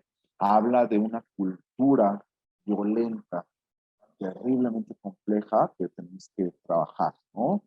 Las líneas telefónicas son el mecanismo más recurrente para atender solicitar los servicios de auxilio para las violencias, ¿no? Pero, sin embargo, no hay una responsabilidad con el acceso al servicio adecuadamente, ¿no? Esto es bien importante. El 93% de los encuestados identifican el bullying como una forma de violencia. Sin embargo, cuando empezamos a analizar otros tipos de violencia como el castigo físico o corporal con fines disciplinarios, solo el 80% de los encuestados identificaron como una forma de violencia. Esto quiere decir que el 20% de quienes encuestamos lo normalizan esta forma de violencia hacia la niñez. Hay otro dato alarmante, que más del 5% de los adultos y de las personas adultas encuestadas no identifican violencia sexual como una forma de violencia, o sea que justifican esta forma de violencia, lo cual es terriblemente alarmante, ¿no? Y habla de una situación de normalización y de perduración de una cultura violenta, ¿no? La comunicación pública en términos de prevención de la violencia en contra de la niñez no es eficiente, ¿no? O sea, más de la mitad de la muestra no recuerda haber recibido o escuchado algún mensaje relacionado a esto, lo cual es bastante alto, ¿no? Y bueno, la población encuestada y en específico las niñas y los niños adolescentes, solo el 8% han identificado alguna acción para prevenir, atender y erradicar la violencia en contra de las niñas. Y esto pues, es alarmante, ¿no? Las niñas, el 90% de las niñas y adolescentes no se sienten seguros en ningún espacio, en ningún lugar. Eso también es alarmante y nos habla de una urgencia nacional en términos de esta problemática tan compleja, ¿no? Se sigue normalizando el trabajo infantil, se piensa que el trabajo infantil no es una forma de violencia, el 14% incluso lo justifica como algo positivo, y lo cual también es muy alarmante, ¿no? Se hace evidente este enfoque adultocéntrico tutelar del cual nos hablaba Alejandra hace unos momentos. Los gritos y otras agresiones verbales siguen siendo parte de la educación, ¿no? Y algo muy importante, o sea, todo el marco legislativo, las políticas públicas son completamente insuficientes para atender este problema. O sea, no tenemos herramientas para arrancar de raíz este problema, y es fundamental. Aquí cabe destacar este testimonio de una persona que trabaja en el sector educativo, ¿no? Pero el personal docente no está capacitado. O sea, todos estamos capacitados para atender realmente estos casos. Recursos humanos no tenemos, recursos materiales pues tampoco. Más que tengo que ir aquí, lo que ustedes nos dieron de allí, fuera algún recurso, pero nada más sería servir. O sea, no identifican herramientas ni el personal educativo, ni el personal sanitario y el personal de seguridad ciudadana, seguridad pública en algunos estados tampoco detectan qué hacer en casos de violencia, y esto habla de una situación bastante compleja. Que te interrumpa, es que como que se te está yendo el audio y cuando te mueves se Ay, perdón, ¿ya me escuchan mejor? Sí, creo que Sí, justamente eso iba a comentar también. Tenemos, se corta un poco el audio. Si nos ayudas a acercarte un poco más al micrófono y a vocalizar también para que también podamos entender todo lo que... Perfecto. Muy bien. Gracias. Bueno, esta es el resultado de las políticas públicas. Vemos que en presupuesto estamos reprobadísimos. En gestión de datos estamos también muy reprobados. Solo hay un avance del 6%, lo que establece la legislación en materia de análisis de la temática de la violencia. En temas de respuesta también estamos reprobados. Estamos y siempre en prohibición, en prevención, rendición de cuentas, en sensibilización y capacitación. Hay acciones, pero son muy puntuales y sin enfoque de política pública. Muchas ocasiones están desarticuladas. Estos amarillos están más cerca del rojo que del verde, y eso también es algo que es digno de señalar y atender. Bueno, hemos estado haciendo presentaciones públicas en los diferentes estados para presentar estos resultados y hacer una serie de recomendaciones. Y bueno, ¿qué acciones se pueden hacer? Y creemos que la sociedad civil puede hacer mucho, desde la generación de diagnósticos locales, ¿no? Creación de plataformas multisectoriales, impulsar el ejercicio de participación efectiva de niñas, niños y adolescentes, el impulso en mecanismos de rendición de cuenta y el impulso y la presión para que los mecanismos de protección a la niñez no sean debilitados, ¿no? Y que sean realmente operantes. Esto resulta fundamental y muy necesario en esta en esta problemática, la sociedad civil tiene mucho que decir y también mucha sociedad civil que trabaja con grupos particularmente vulnerados o discriminados, nos ayudaron mucho en levantamiento de indicadores y de información en específico para niños en situación de calle, niñas indígenas, niñas trabajadoras, entre otro tipo, para incluir las voces también de estos sectores que son terriblemente discriminados y sus derechos son multivulnerados. Entonces eso es importantísimo. Nosotros estamos impulsando la creación de una estrategia nacional con enfoque de política pública y de integralidad, con presupuestos suficientes y fortalecimiento de instancias públicas y privadas para atender este tema, ¿no? Necesitamos la articulación de los tres sectores, de los tres niveles de gobierno, ¿no? Una agenda legislativa que también mejore las competencias y las atribuciones del personal, tanto sanitario, educativo, entre otros para atender de una mejor manera la violencia en contra de la niñez, ¿no? Y la prevención, atención, restitución y el acceso a la justicia es fundamental, ¿no? Necesitamos también generar información sobre la niñez en este país. O sea, no sabemos quién está violentando a quién, cuándo, dónde, por qué se está comentando. Y las academias tienen mucho que decir y hay que activamente hacer estos llamados para que las academias pues incluyan en sus líneas de investigación y proyectos de desarrollo de conocimiento información relevante. También creemos que es fundamental que se levanten periódicamente estudios y encuestas sobre esta situación a nivel estatal y municipal para saber cómo se va comportando este fenómeno y cómo se va atendiendo y qué logros vamos teniendo, ¿no? O sea, sabemos que hay muchos gobiernos que están entrando a sus cargos actualmente, que también otros estados muy importantes entrarán dentro de pronto a procesos electorales y esto pues significa oportunidades muy importantes para generar voluntad política adecuada y cambiar esta tendencia que es muy problema, ¿no? La que sigue, bueno, pues nosotros creemos que el involucramiento de quienes están aspirando a un cargo público es el mejor momento para sensibilizarlos y generar la voluntad necesaria para cambiar esta situación.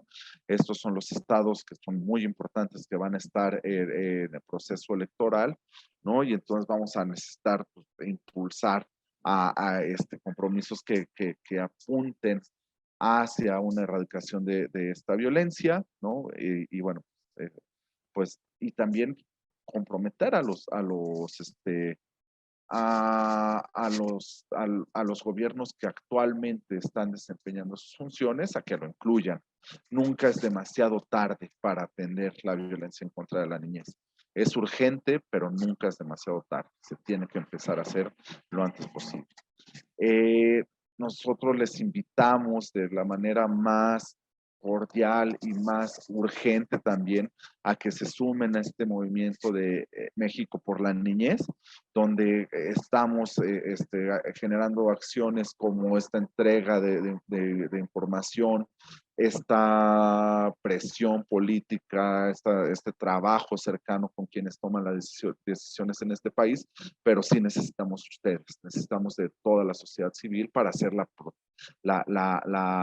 tanto la presión política, la difusión de los mensajes, como también la coadyuvancia en términos del desarrollo técnico de contenidos y acompañamiento en materia de derechos de niñas, niños y adolescentes, ¿no?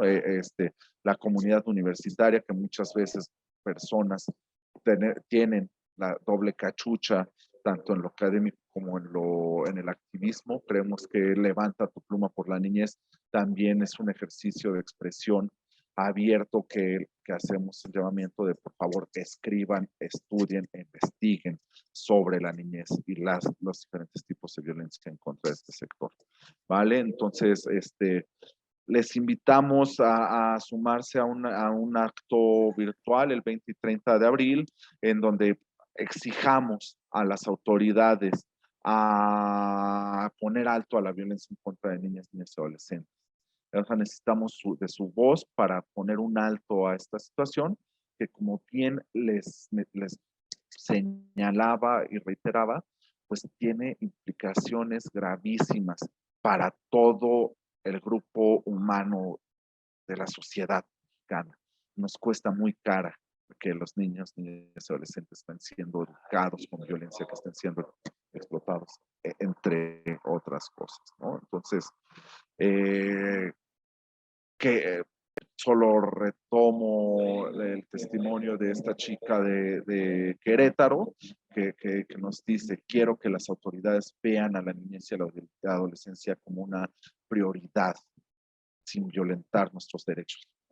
Para más información, por favor, consulten nuestra página internet, y si quieren formar parte de movimientos, si quieren ustedes desde lo local, también hemos desarrollado algunas herramientas de movilización que ponemos a su disposición completamente para hacer solicitudes, presión política en la materia. O sea, necesitamos generar un movimiento donde todas y todos seamos parte de esto. Muchísimas gracias.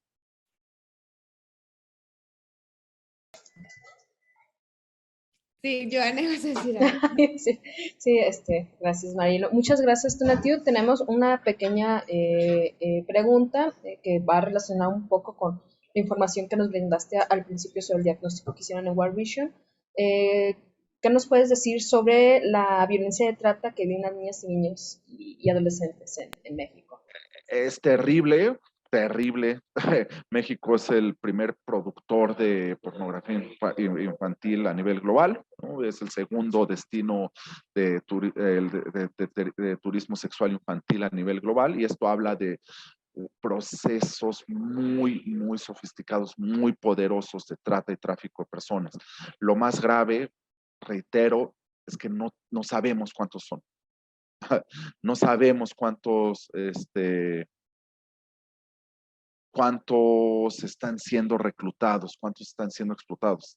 Y al no tenerlo claramente identificado, pues las líneas de acción siempre son muy obtusas, muy de estrategia de shotgun, ¿no? Y pues no podemos permitirnos esto, porque la problemática es demasiado apremiante. Muchas gracias, Tonatiuh. Marielo, ¿nos ayudas un poco, por favor? No, en realidad yo lo que quería era concederte la palabra, Joana, y te iba a decir que si nos apoyaban desde la fundación a hacer un cierre. Muchísimas gracias, Tonatiuh, como siempre, un placer. Aprendemos muchísimo, sé que habrán muchas más cuestiones que tendrán las organizaciones, y bueno, pues te agradecemos también haber dejado tus datos para que puedan seguirse acercando a conocer más y a seguirse informando y vinculando con una organización como la que también representas. Nuevamente un placer, como siempre, verte y escucharte. Muchísimas gracias a ustedes. Muy bien, gracias, Marielo. Tenemos aquí una pregunta más. No sé si haya oportunidad que nos puedan apoyar, ya sea Alejandra o tú, Tonatiuh, sobre cómo se garantizan los derechos de las y los niños con alguna discapacidad. Uno de los principios fundamentales de la Convención de los Derechos del Niño es a la no discriminación. Esto quiere decir que ninguna condición, ya sea de discapacidad, de etnicidad, preferencia sexual, entre otras cosas, debe de representar una barrera para el acceso a sus derechos, para el acceso a sus derechos, ¿no? El Estado tiene que tomar acciones afirmativas para esta población, y que las niñas, niños y adolescentes que viven con alguna condición de discapacidad tengan el acceso pleno a sus derechos y puedan explotar todo su potencial. Sí, y un poco ahondando en todo lo que menciona Tania, tú recordemos que las procuradurías de protección también tienen esta obligación de dar estas atenciones integrales y de manera interseccional, ¿no? Que a pesar de que una niña, niño o adolescente ya se encuentren en esta situación que podría mencionarse como alguna vulnerabilidad, ¿no? Que el ser niño, niña o adolescente, pues de alguna forma los ponen en una medida de protección especial, pues se puede ir aunando en este marco de interseccionalidad para esta protección interna, esta protección integral. Entonces, sí, ese es también una obligación de las procuradurías y del Estado de dar atención de una forma interseccional.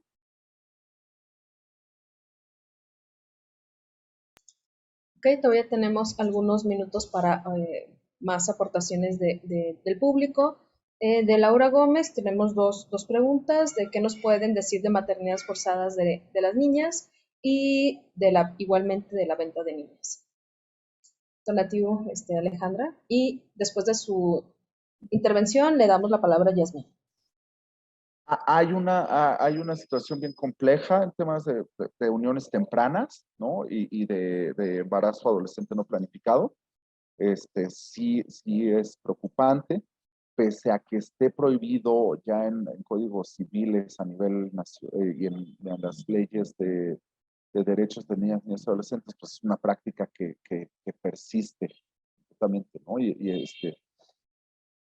Hay muy pocos esfuerzos para prevenir, atender y restituir los derechos para estas niñas. Y pues hay estados que particularmente son preocupantes, como Guerrero, por ejemplo, ¿no? Está dado en pueblos originarios, o también en algunas, o sea, no es una situación cultural exclusivamente de pueblos originarios, luego es un prejuicio que tenemos, pero también sucede en contextos urbanos y es un problema complejísimo, ¿no? La venta, hay poca documentación al respecto. Sabemos que Guerrero es una práctica común, ¿no? Sabemos que sobre todo en algunos municipios de la montaña alta de Guerrero, y es una, y reitero, hay muy poca levantamiento de información, se conoce poco el problema y entonces la respuesta por parte de las autoridades estatales también es muy limitada.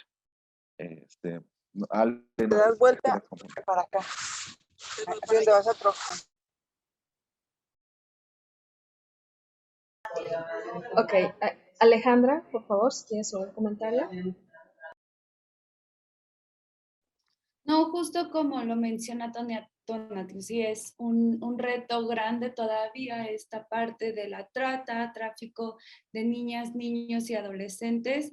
Desde UNICEF ya se está haciendo también un diagnóstico de violencia que justo incorpora los estados de Guerrero, Michoacán y Tabasco, si no mal recuerdo.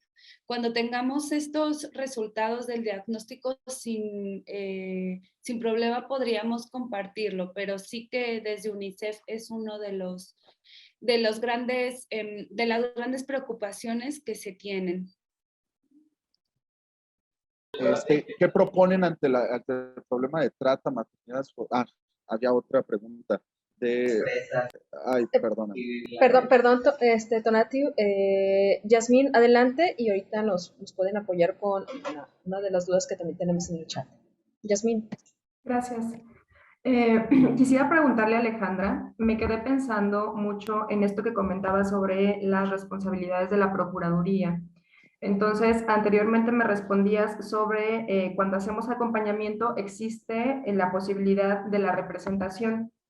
Pero mi pregunta va, cuando nosotros como organización detectamos alguna situación de maltrato y que por las circunstancias no podemos hacer este trabajo con la familia, sino que necesitamos hacer un reporte, ¿cómo podemos nosotros como organización saber que esto ya se está atendiendo y cómo podemos darle seguimiento a esta situación cuando nosotros hacemos un reporte? Sí, es decir, ustedes canalizan el caso a la Procuraduría y a partir de esta canalización, ¿cómo podrían dar seguimiento? Así es. ¿Cómo me entero yo que ya se está atendiendo?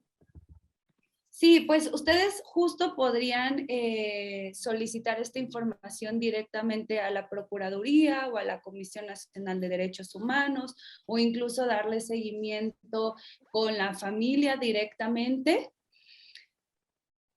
Sin embargo, como mencionaba, pues la respuesta y la vinculación y los reportes tendrían que ser directamente con la Procuraduría. Claro, sí, me quedo pensando como en la formalidad de estas solicitudes. Es como la parte ya más operativa, ¿no? Voy y mediante un oficio se lo solicito.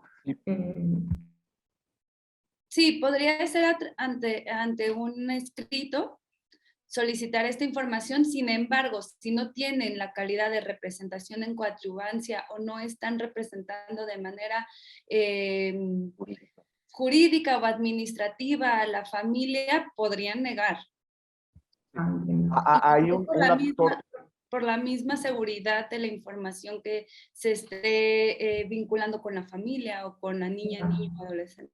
Hay un actor fundamental en materia de accesibilidad del derecho, sí, son las comisiones locales de derechos, ¿no? Los sistemas de derechos no jurisdiccionales locales han en algunos casos representado y promovido recomendaciones bastante importantes que han acelerado el cumplimiento de ciertas medidas de protección e incluso han revertido algunos mecanismos, algunas acciones contrarias a la seguridad de niños en la materia. Por ejemplo, agresores sexuales en el sistema educativo que nada son reubicados de salón o de plantel, entre otras cosas, ¿no? Entonces, ahí sí acérquense a las comisiones locales, que sí pueden ser importantes aliados en materia. Comisiones locales. Muchísimas gracias. Preguntaban por ahí, creo que ya no queda tiempo, ¿verdad? Justamente iba a ese punto. Muchas gracias por todas sus preguntas. Creo que ya nos compartieron tanto Tonatiuh como Alejandra sus contactos para que puedan, ellos nos puedan apoyar en resolver estas dudas, sobre todo porque en el ámbito de las organizaciones de la sociedad civil, pues muchas veces pueden surgir este tipo de dudas o que nos apoyen a cómo generar una ruta de atención mucho más más adecuada y pues nos ayuda mucho para mejorar nuestra labor en esta parte de la sociedad. Muchísimas gracias a todas y a todos.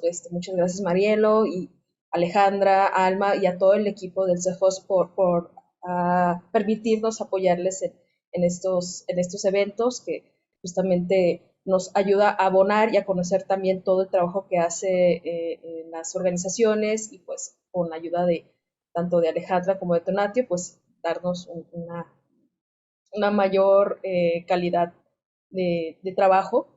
Y pues muchísimas gracias. También les compartí en el chat un enlace para que nos puedan apoyar con su evaluación de satisfacción. Y pues de parte de Corporativa de Fundaciones, que estamos aquí en Jalisco, pues agradecemos mucho su atención y asistencia. Marielo, ¿nos quieres compartir algo antes para cerrar ya la sesión? Nada más agradecerles muchísimo, Joana, nuevamente, y a nuestros grandes ponentes, Alejandra, ponentes y la ponente de Alejandra y Tonatiuh. Agradecerles muchísimo este espacio también a todas las organizaciones que han estado con nosotros y esperarlos nuevamente, recordarles que quienes no pudieron estar en esta sesión por el éxito que tuvo la misma, recordarles que se estará retransmitiendo y que lo estaremos publicando en nuestras redes, tanto en Corporativa de Fundaciones como en el Centro para el Fortalecimiento de la Sociedad Civil. Les agradecemos muchísimo este momento y este espacio que nos han concedido. Muchas gracias y muy buena tarde.